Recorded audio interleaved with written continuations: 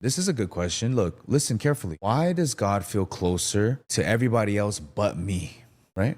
Why does God feel closer to other people than me? Everybody else seems to have a deep connection with God. Why not you? Why not me? That's valid, right? Are you just not one of God's favorites? First and foremost, God does not have a favorites list, right? And you're not like at the bottom of his favorite list either. Right? So you have to like understand this, right? That feeling that everybody else has a connection deeper than you to your Father is exactly what it is. We have to call it a spade, right? A spade, a spade. It's just a feeling. Do you guys understand what I'm saying? Right?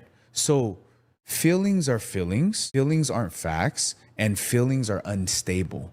They can lie to you. If you really think about it, a lot of the times they do. You get me? If you're comparing your dry season to somebody's highlight reel, right? That's like comparing apples to oranges. It doesn't make sense. It's not the same thing. And you think about this, right?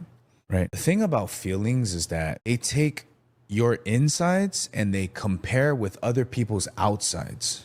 Do you understand what I'm saying? Right? They take your insides and they compare with other people's outsides. Are you guys understanding what I'm saying? That's the thing about feelings. Feelings are very unstable in this way because outside never defines the inside.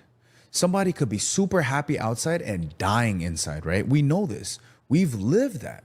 We've legit lived that. So you have to realize like not everything outside, not everything that's shiny and glittery is gold, as they say, right? Right? Never judge a book by its cover. We know these sayings, but it's interesting how we do this with our spiritual walk, right? So if you're holding your season of solitude, let's say, and comparing it to somebody's highlight reel, right? That's literally apples to oranges. A highlight can be just temporary, right? But there's things that we have to focus on that's eternal. You guys understand? Make sense? Right? So when you look at Romans chapter 2, verse 11, for there is no respect of persons with God. What this means, this word respects, is actually favors, right? There's no favoritism, with God.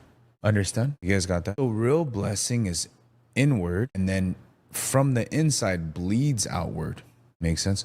God will break you down to build you up, and sometimes he'll build you up to break you down. It happens, right?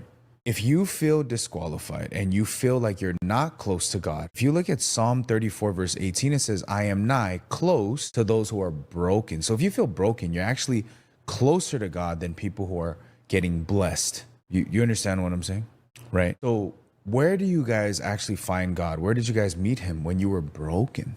Makes sense? When you were broken, brothers and sisters, not when you were blessed. Different bees, right? Broken, not blessed. So you have to realize those types of things.